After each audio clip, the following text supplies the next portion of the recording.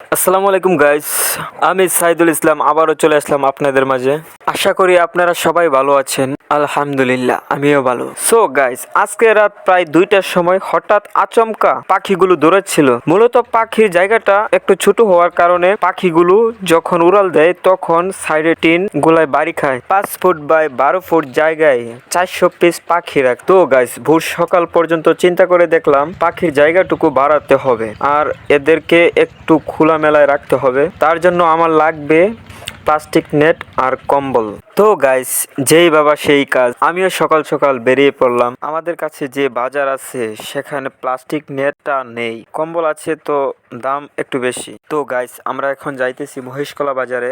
তো গাইস, মহেশখোলা বাজারে আসার পর নেট কম্বলের দোকানে চলে গেলাম। তো গাইস, কম্বল নিলাম 13 হাত হাইট 4 গজ। এই কম্বলগুলো 170 টাকা গজ।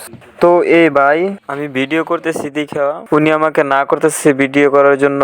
তো ওনাকে আমি বললাম যে আমার পেজ আছে, আমি পেজে ভিডিও আপলোড করি। তো এটা দেখে আমাকে 4 গজ কম্বলে 20 টাকা ডিসকাউন্ট করলো। আর এই কম্বল আমাদের বাজারে 200 টাকা প্লাস প্রতি গজে। আর নেটটা নিলাম 22 ফুট 62 টাকা ফুট।